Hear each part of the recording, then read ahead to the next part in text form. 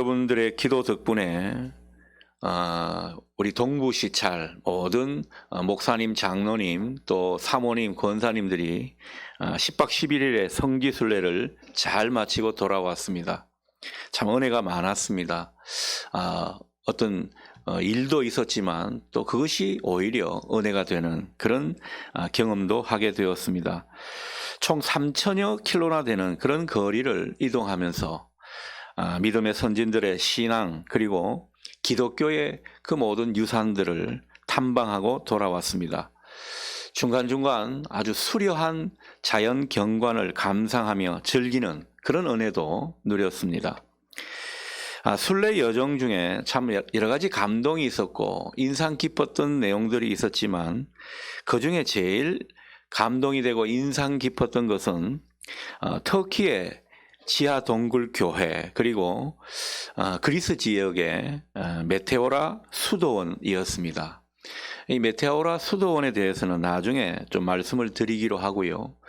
그중에 이 지하 동굴 교회 얼마나 인상이 깊었는지 모릅니다. 박해를 피해 믿음의 선진들이 이 석회암 동굴을 파내려 가서는 지하 7층 깊이까지 파내려가서 거기에 삶의 터전을 마련하고 또 교회를 세우고 함께 예배드리며 살았던 곳입니다.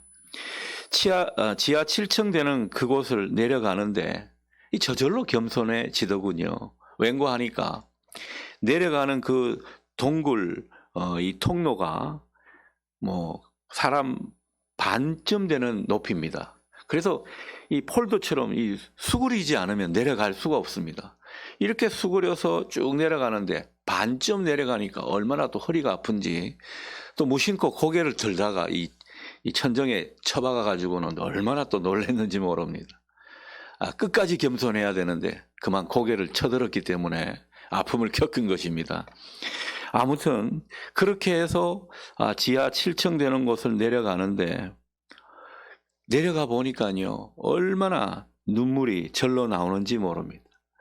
땀이 비오듯 하면서 내려갈 때는 여길 왜 내려가나 싶었는데 그곳에 초대교회 교인들이 예배드리고 사는 모습을 묵상해 보니까요 얼마나 감동이 밀려오는지 모릅니다.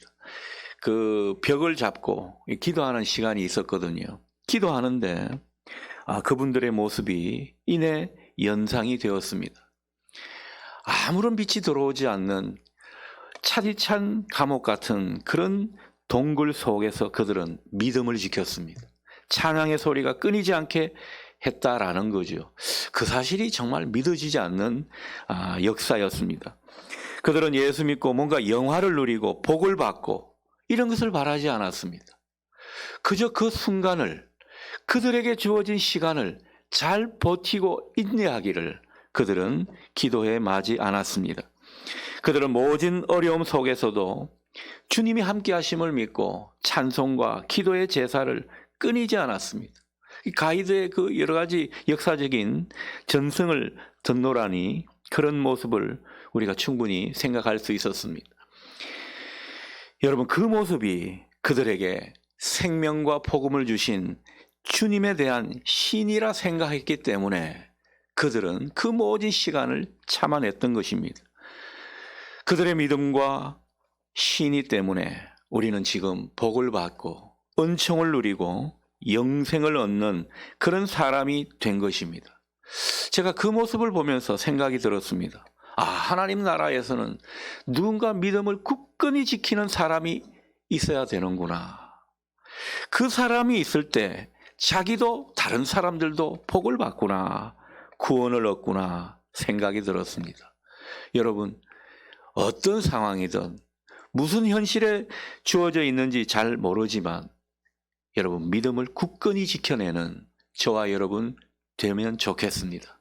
여러분 우리의 믿음으로 말미암아 우리의 그 굳건한 신앙으로 말미암아 우리 가족들과 또 우리를 아는 많은 사람들이 하나님께 은총을 누릴 줄 믿습니다. 자, 이렇듯 믿음을 지켜내는 사람들이 있는가 하면 믿음을 저버리는 사람들도 있습니다. 오늘 본문에서 그런 내용을 확인하게 되죠. 여러분 오늘 본문 1절에 보면 하나님께서 이스라엘을 향해서 돌아오라 이렇게 말씀을 하고 있는 것을 보게 됩니다.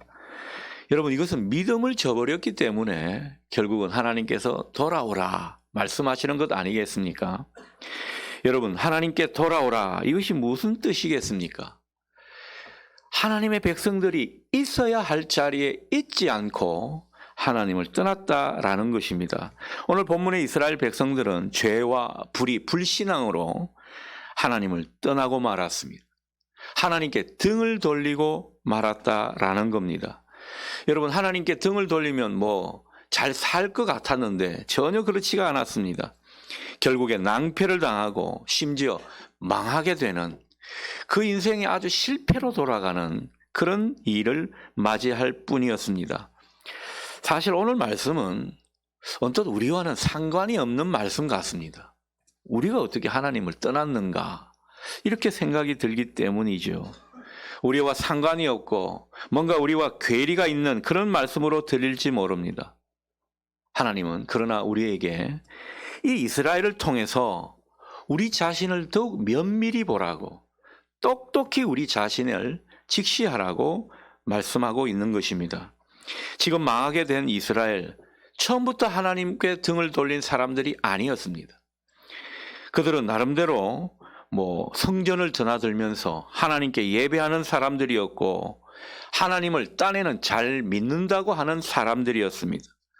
그런데 이들은 많은 경우 하나님과 마치 숨바꼭질하는 사람들처럼 그렇게 하나님께 신앙했습니다. 그래서 그만 하나님을 놓치고 말았습니다. 하나님의 마음을 잃어버렸습니다. 그래서 하나님께서 돌아오라 말씀하고 있는 것입니다. 여러분 숨바꼭질하는 신앙이 어떤 것입니까? 숨바꼭질하는 신앙은 다른 게 아닙니다. 하나님 앞에 있는 것 같은데 돌아서 있는 것입니다. 하나님은 두 팔 벌리고 맞이하고 계시는데 그런 하나님을 주목해야 되는데 딴 데 눈을 돌리고 있다라는 거죠. 이게 숨바꼭질하는 신앙인 것입니다. 하나님 앞에 매일같이 나아오지만 하나님의 얼굴을 보려 하지 않습니다. 하나님과 세상 사이에서 왔다 갔다 양다리 걸치면서도 하나님 앞에서 산다고 착각하는 것이 숨바꼭질하는 신앙인 것입니다. 하나님을 위한답시고 그렇게 신앙하는데 알고 보니까 자기 이로울 대로만 하고 또 하나님을 사랑한다 말하면서도 그 사랑에 영혼이 없는 것, 하나님과 숨바꼭질하는 신앙인 것입니다. 뭔가 핀트가 안 맞고 형식적인 신앙, 종교적인 관성만 남아있는 신앙을 가리켜 우리는 숨바꼭질하는 신앙이다 라고 말을 하는 것입니다. 이 숨바꼭질하는 신앙에는 특징이 있습니다. 여러분 우리가 신앙생활 잘 하는 것 같아도요 얼마든지 일이 안 풀릴 수 있습니다. 뭔가 막혀있는 인생사를 만나게 될 수 있습니다. 자, 그런데 이런 상황이면 하나님을 제대로 믿는 사람은 어떤 모습입니까? 얼마든지 이런 일이 있을 수 있다. 그렇게 생각하면서 여전히 하나님을 신뢰하는 모습입니다. 그러나 하나님과 숨바꼭질하는 신자는 어떻습니까? 이런 신뢰가 없습니다. 하나님에 대한 신의가 없다라는 거죠. 그래서 이내 마음이 편치 못합니다. 불평과 불만이 막 일어납니다. 하나님 앞에 교만한 모습이 막 일어나는 그런 상황이 되는 것입니다. 여행을 갈 때 가이드 선생님이 그런 말을 하더라고요. 목사님, 원불교 신자가 뭔지 아십니까? 이렇게 묻더라고요. 원불교 신자, 이게 무슨 뚱딴지 같은 소리인가? 여러분 원불교 신자가 뭔지 아십니까? 그저 하나님을 신뢰하지 못해서 원망하고 불평하고 교는 뭐겠습니까? 교만한 사람. 그것을 원불교 신자라고 하더군요. 여러분 우리가 결코 원불교 신자가 되어서는 안 될 것입니다. 우리는 기독교 신자입니다. 이스라엘 백성들이 그랬습니다. 이들은요 문제만 있으면 하나님이 없는 것처럼 그렇게 살았습니다. 그러니 예배가 시들시들해지고 예배의 자리를 회피하는 그런 모습이 되는 것이죠. 우리도 얼마든지 이럴 수가 있습니다. 여러분 우리의 예배가 정말 살아있는 예배인가? 그냥 형식적으로 종교적인 관성으로 예배를 드리고 있는가? 우리는 되돌아봐야 합니다. 실생활 속에서 하나님의 살아계심을 실감하고 사는가? 과연 나는 하나님의 은혜를 느끼며 신앙하고 있는가? 우리는 이런 모습을 되돌아봐야 한다라는 거죠. 문제는 사람들이 하나님과 숨바꼭질하고 있으면서도 늘 자기는 하나님 편에 있다고 생각한다는 사실입니다. 자기는 하나님을 잘 믿는다고 여긴다라는 거죠. 이스라엘 백성들이 그런 모습이었습니다. 이들은 자기들이 하나님을 등지고 있고 돌아서 있는 것을 몰랐습니다. 그냥 하나님 마주하면서 하나님을 잘 바라보고 사는 사람들인 줄 알았다라는 거죠. 여러분, 자식을 키우는 분은 알 겁니다. 자식이 잘못했을 때 적극적으로 말을 다 하는 분들도 있겠지만 말을 안 하고 또 일일이 대응을 안 하는 그런 경우가 있지 않습니까? 그러면 자식들이 자기가 뭘 잘못했는지 알지를 못합니다. 깨달으면 좋겠는데 말이죠. 마찬가지입니다. 하나님도 이 하나님께 패역하고 하나님께 등을 돌린 이스라엘 백성들 일일이 처벌하고 끈바이끈으로 이들에게 응징하는 그런 일을 했으면 이들이 진작 알아차렸겠죠. 여러분, 그것은 하나님의 자녀가 아닙니다. 하나님의 백성이 아닙니다. 왜요? 하나님은 하나님의 백성을 인격적으로 관계를 맺는 분이시기 때문에 그렇습니다. 종이 아니라는 거죠. 우리가 하나님을 섬긴다고 해서 종이라는 표현을 쓰는 것이지만 하나님은 우리에게 늘 자녀로 보신다라는 것, 우리는 생각할 수 있어야 할 것입니다. 하나님께서 참고 인내하시고 긍휼로 대해 주시니까 자기들이 잘못하는 것, 하나님께 등을 돌리고 있다라는 사실을 까맣게 잊고 살았던 것입니다. 어쩌면 우리도 이렇듯 하나님과 숨바꼭질하고 있는 그런 신앙인지도 모르겠습니다. 여러분은 어떻습니까? 뭔가 하나님과 핀트가 잘 맞습니까? 하나님께 정방향으로 마주하는 이런 모습인 것 같습니까? 혹시 하나님과 방향이 조금 틀어져 있지는 않습니까? 이런 모습이 있을 때 우리는 하나님과 숨바꼭질하는 삶을 살게 되는 겁니다. 하나님을 잘 알지를 못하고 또 하나님이 우리 삶 속에서 잘 느껴지지 않는 그런 인생을 살 수가 있다라는 거죠. 무늬만 그리스도인이라는 것입니다. 여러분, 이런 인생을 산다고 느껴지게 되면 얼른 하나님께로 돌아가십시오. 하나님께 제대로 바른 모습으로 우리가 돌아가야 합니다. 뭔가 여러분 인생이 막힌 것 같습니까? 뭔가 인생에 문제가 꼬인 것 같습니까? 그렇다면 하나님께로 돌아가야 합니다. 하나님께로 돌아가기만 하면 막힌 혈이 풀리듯 우리 인생이 풀리고 문제가 해결될 줄 믿습니다. 인생의 매듭이 제대로 된다라는 거죠. 모든 것은 하나님과 연관된 것입니다. 우리 인생사 모든 것이 하나님께로부터 연관되었고 하나님이 해결해 주셔야 함을 보실 수 있기를 바랍니다. 자, 그래서 우리가 하나님께 제대로 돌아가는 것이 중요합니다. 자, 그렇다면 하나님께 제대로 돌아가는 모습은 어떤 것입니까? 오늘 2절 상반절 보니까요, 호세아 선지자가 말씀을 가지는 것, 곧 말씀이 회복되는 그런 모습이 하나님께 돌아감의 첫 단계라고 우리에게 말해주고 있습니다. 신학교 가기 전에 제 모습이 생각이 납니다. 하나님께 등을 돌리고 살았습니다. 뭔가 하나님과 핀트가 많이 맞지를 않았습니다. 그래서 여러 가지 실패로 많이 겪었죠. 인생의 쓰라린 고통도 많이 겪었습니다. 자, 그러다가 하나님께 돌아오게 되었는데요. 하나님께 돌아올 때 그 모습을 생각해 보니까 딱 이 말씀이 맞더라고요. 말씀의 회복부터 있었던 것입니다. 얼마나 말씀에 민감하게 반응이 되는지 모릅니다. 저는 교회 집사였고 또 성가대였습니다. 근데 그때 제가 섬기던 교회는요, 성가대가 회중석을 마주보고 있었습니다. 그렇다면 이 모습이 다 보이는 거죠. 지금 우리 차장대는 이렇게 등을 돌리고 있는데 잘 모르지 않습니까? 다 보인단 말씀이죠. 그런데 저는 허구한 날 졸았습니다. 목사님의 말씀이 정말 좋은 수면제 같았습니다. 말씀이 딱 시작된과 동시에 그만 졸게 되고요. 기가 막히게 말씀만 끝나면 일어나는 그런 모습을 반복했습니다. 그래서 집사가 아니라 잡사였죠. 따지고 보면. 그런 사람이 이 하나님께 돌아오는 그 시간이 되니까요. 어느새 말씀을 메모하고 있습니다. 언제부턴가 말씀이 사모함이 내 속에 일어나는, 그래서 예전에 그 수면제 같았던 목사님의 말씀이 이제는 기대가 되는 겁니다. 은혜를 받았기 때문에, 그 말씀을 통해서 하나님과 소통이 되었기 때문에 그런 것 같습니다. 여러분, 우리가 하나님께 제대로 돌아서 있는 모습은요, 말씀을 내가 사모하고 있는가, 말씀에 민감하게 반응하고 있는가, 그것을 보면 압니다. 여러분, 하나님과 방향이 맞지 않고 핀트가 안 맞게 되면요, 얼른 말씀의 회복을 떠올리십시오. 다른 길이 없습니다.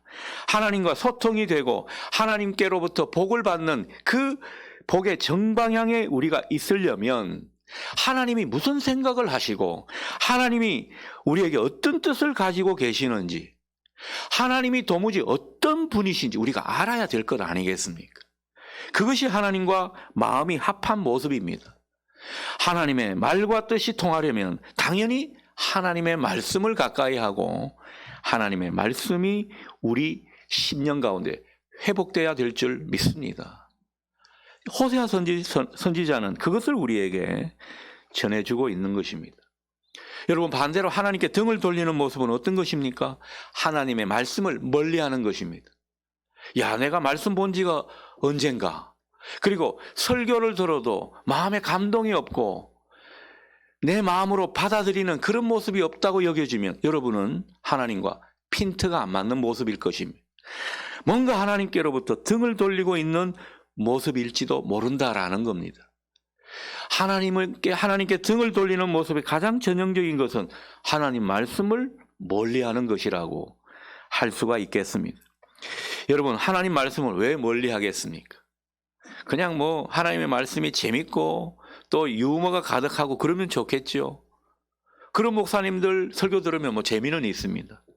근데 여러분, 정말 하나님의 말씀은요, 때로는 우리가 듣기 싫은 이유는 다른 데 있지를 않습니다. 우리 욕망에 거스를 때가 많거든요. 우리 양심을 찌르는 그런 말씀을 때로는 할 때가 많다라는 겁니다. 여러분, 하나님의 말씀은 언뜻 들으면 다 우리를 나 좋을 대로 내가 하고 싶은 대로 사는 그 모습에서 자꾸 놔주지 않는 그런 말씀으로 들릴 때가 많습니다. 그래서 싫은 거죠. 강단에서 선포되는 말씀이 듣기 좋은 말씀도 있지만 때로는 찔리는 말씀이 많습니다. 그래서 앞에서 쭉 보면요, 자기한테 뭔가 은혜가 되고 나한테 좋은 소리로 들려오면 아멘하고 귀를 쫑긋하는 모습을 보입니다. 그러나 좀 듣기 싫은 소리를 하면, 뭔가 부담스러운 그런 내용을 하나님의 말씀으로 전하게 되면 그냥 고개를 숙이게 되고 딴청을 피우게 됩니다. 그때 또 조롱마귀가 찾아오기도 하고요. 여러분, 정말 하나님의 말씀을 있는 그대로 받아들이는 이 은혜가 우리 모두에게 있기를 소원합니다. 하나님의 말씀은 쓰기도 하고 달기도 하는 것입니다.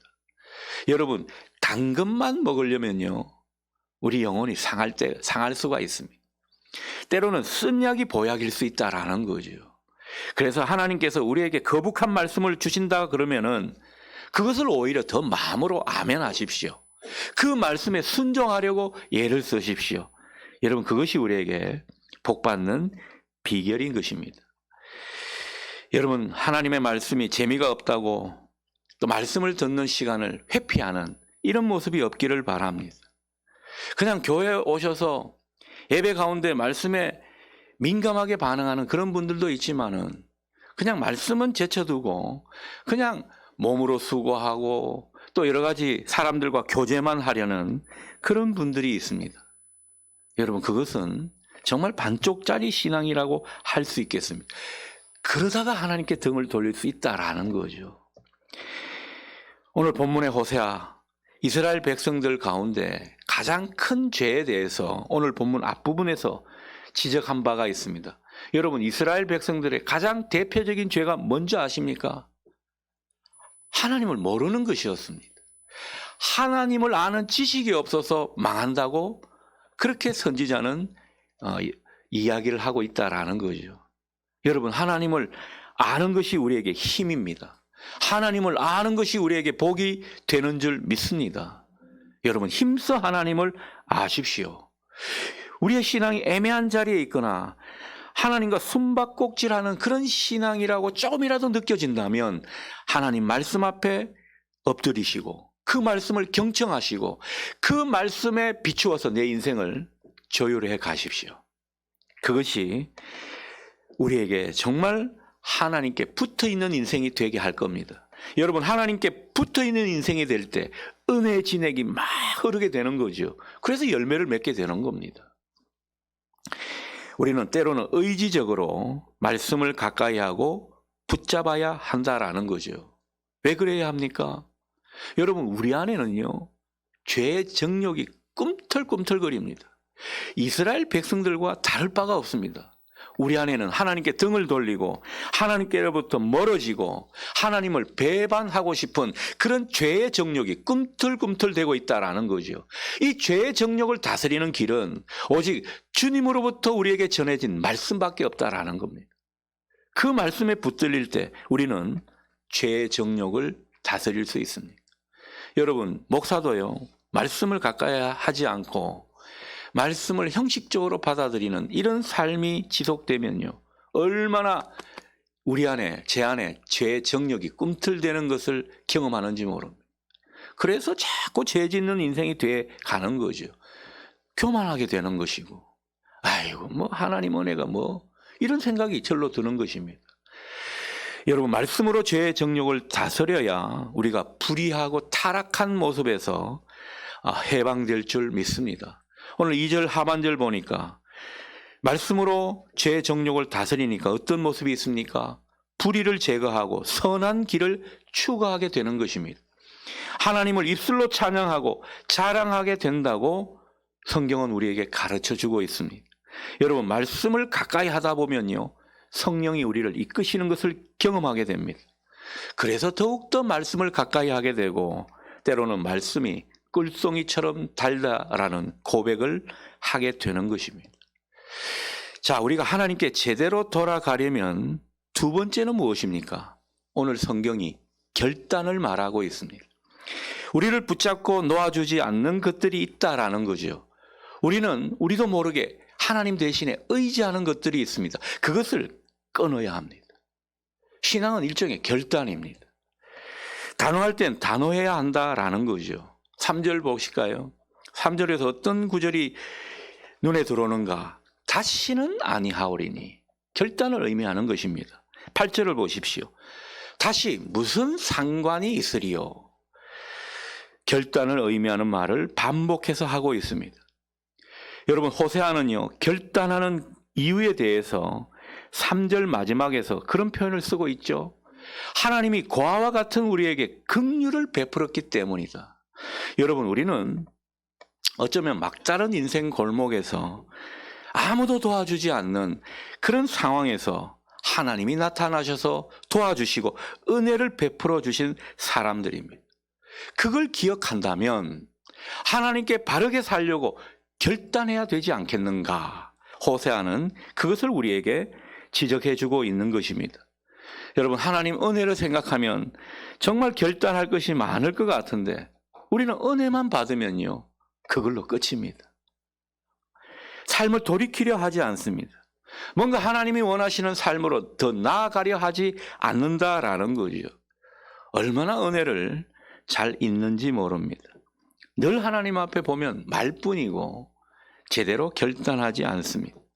여러분, 기억하십시오. 우리가 하나님 앞에 결단하지 않으면요, 결코 하나님 마음과 뜻에 잇대어 있을 수가 없습니다. 그래서 때로는 결단이 중요한 것입니다.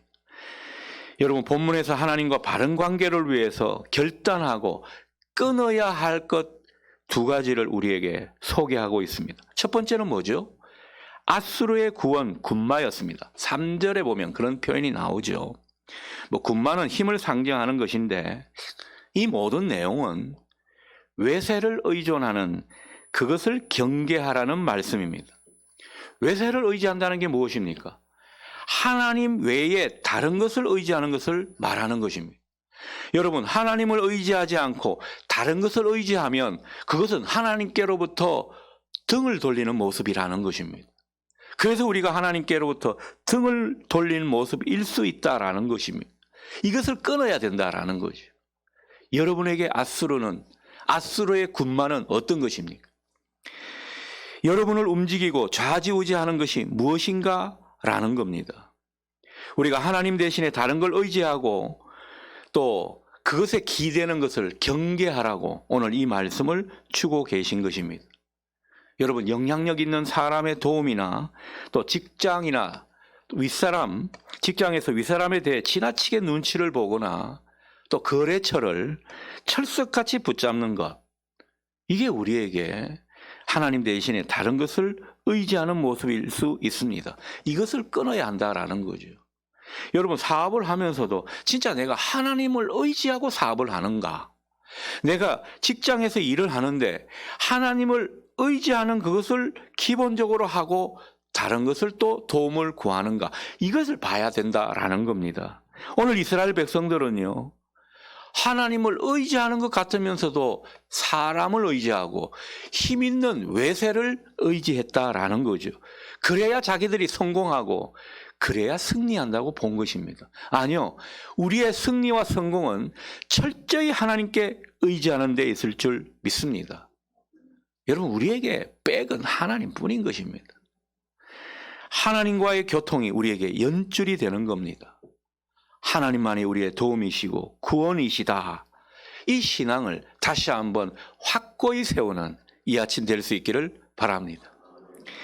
자, 둘째로 본문에서 끊어야 할 것은요, 3절 가운데 중반에 나오죠. 우상입니다.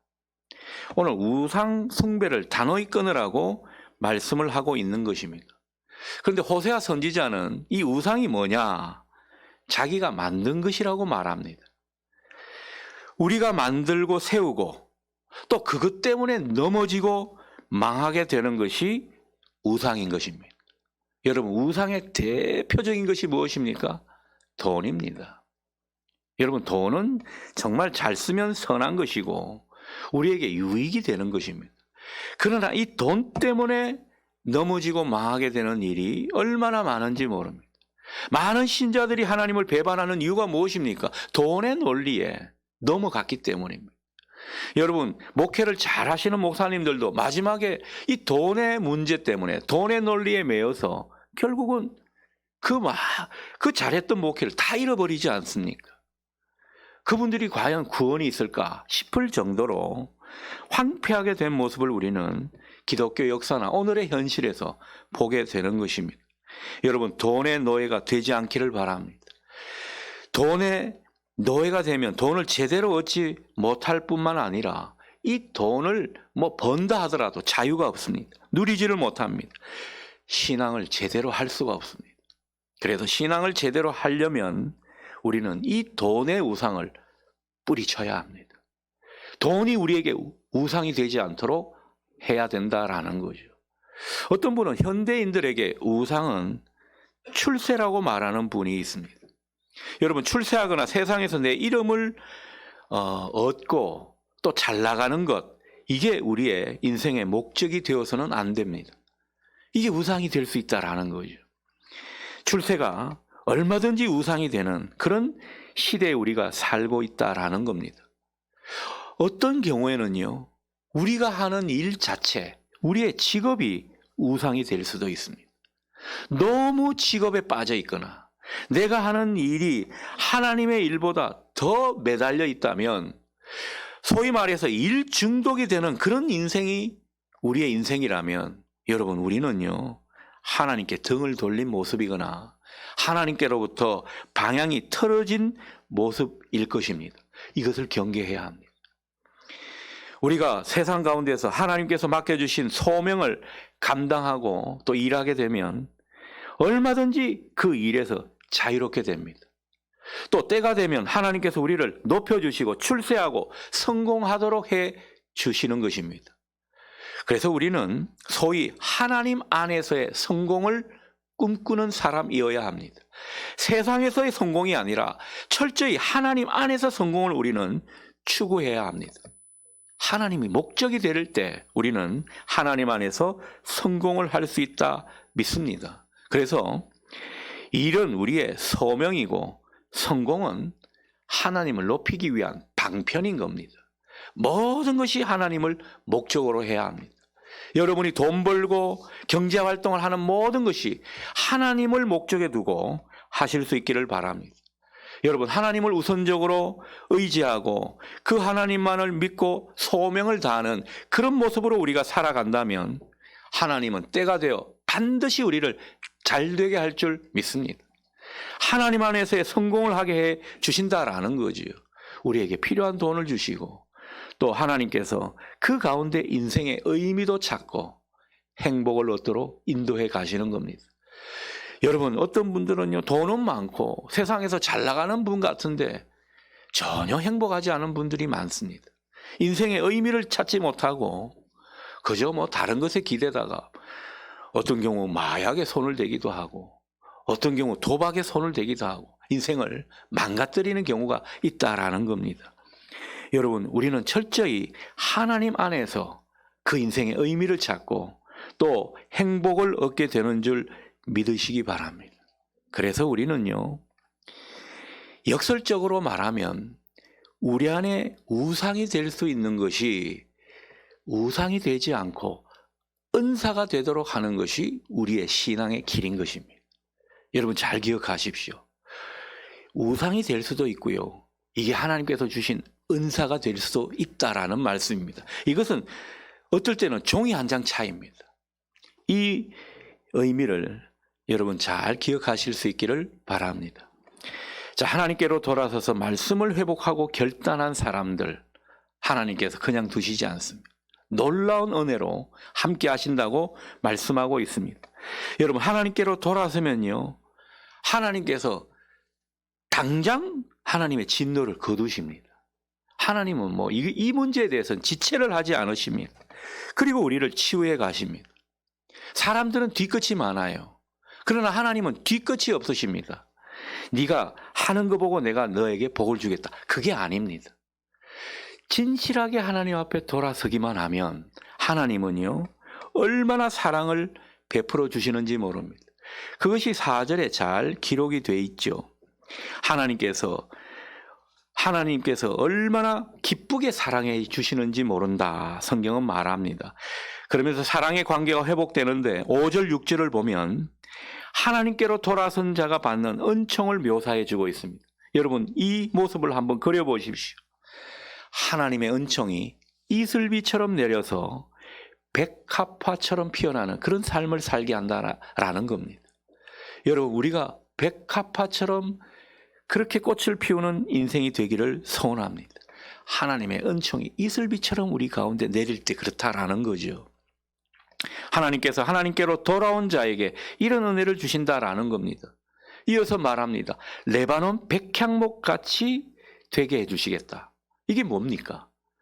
우리 삶을 든든하게 붙들어 주신다라는 약속인 것입니다.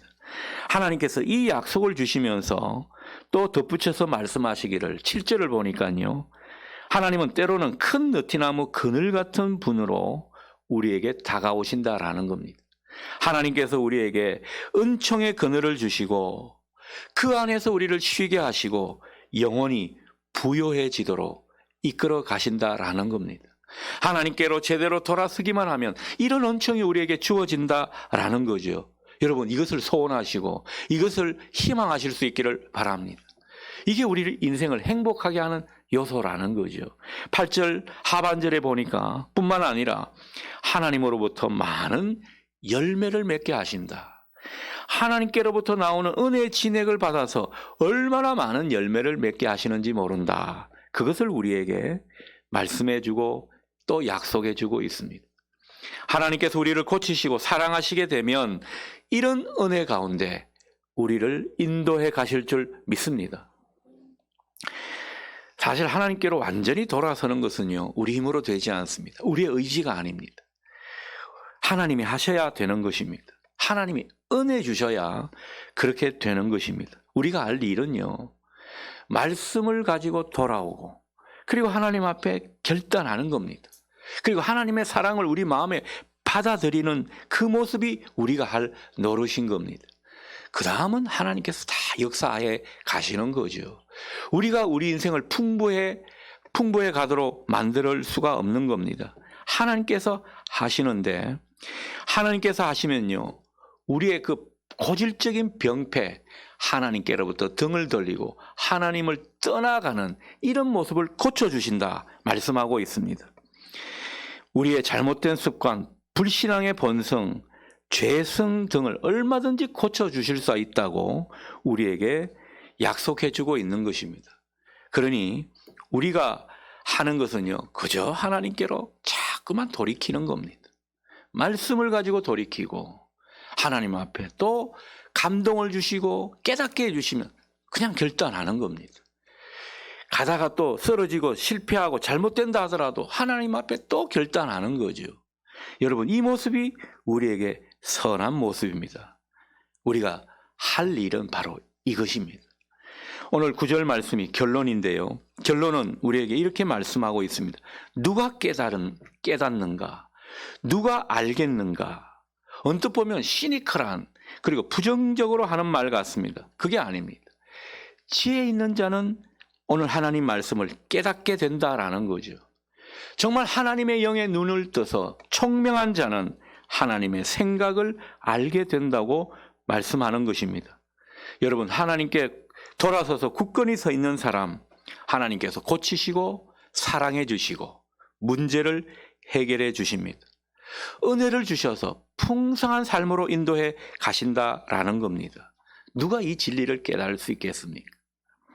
하나님은 때로는 구원을 주시려고 심판의 말씀을 하십니다. 하나님의 백성들에게 영광을 주시려고 때로는 인생의 바닥을 치게 하시는 분이십니다. 누가 이런 하나님의 경륜을 깨닫고 누가 이런 하나님을 이해할 수 있겠습니까? 여러분, 오늘 호세아가 질문하는데 여러분, 그 답이 무엇입니까? 믿음이 있는 자입니다. 하나님께 신뢰를 두는 사람입니다. 하나님의 말씀을 철석같이 믿는 사람이 의인인 것입니다.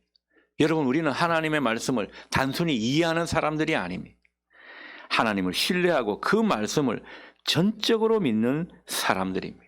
그러니 여러분, 하나님께 진정 돌아오시고 하나님 말씀에 붙들려서 말씀 위에 굳건히 믿음을 세우는 저와 여러분 되실 수 있기를 소원합니다.